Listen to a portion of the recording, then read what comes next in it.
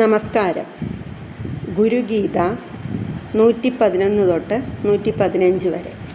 ആ ബ്രഹ്മസ്തംഭപര്യന്തം പരമാത്മസ്വരൂപകം സ്ഥാവരം ജംഗമം ചൈവ പ്രണമാമി ജഗന്മയം. ബ്രഹ്മം മുതൽ സ്തംഭം വരെയെല്ലാം പരമാത്മസ്വരൂപമാണ്. സ്ഥാവര ജംഗമങ്ങളും ബ്രഹ്മമയം തന്നെ. ആ തത്വം ജഗന്മയനായ ഗുരുവിനെ ഞാൻ പ്രണമിക്കുന്നു.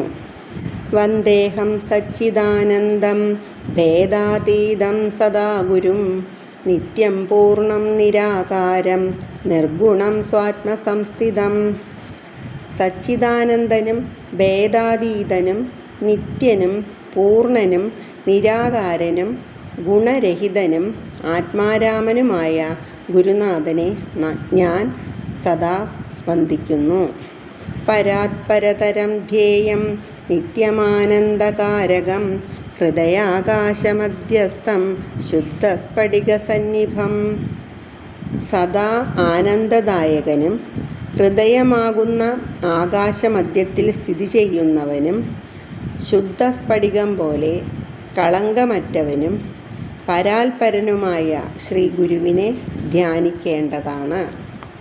സ്ഫടികപ്രതിമാരൂപം ദൃശ്യതേ ദർപ്പണേ യഥാ തദാത്മനി ചിദാകാരം ആനന്ദം സോഹമിത്യുതാ.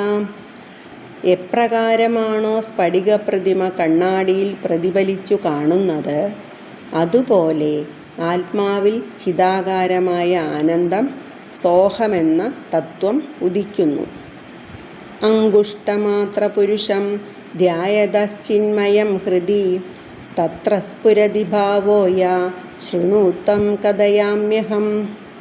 ദേവി, അങ്കുഷ്ടമാത്രരൂപനും ചിന്മയനുമായ ഏതൊരു പുരുഷനെ ഹൃദയത്തിൽ നിത്യം ധ്യാനിക്കുമ്പോൾ ബ്രഹ്മഭാവം സ്ഫുരിക്കുന്നുവോ, ആ മഹത്തത്വത്തെ ഞാൻ പറയാം, കേട്ടുകൊള്ളൂ. ഭഗവാൻ ശ്രീ പാർവതിയോട് പറയുന്ന ഭാഗമാണ് ഇത്. ലോകാ സമസ്ത സുഖിനോ ഭവന്തു. എല്ലാവർക്കും നല്ലത് വരട്ടെ.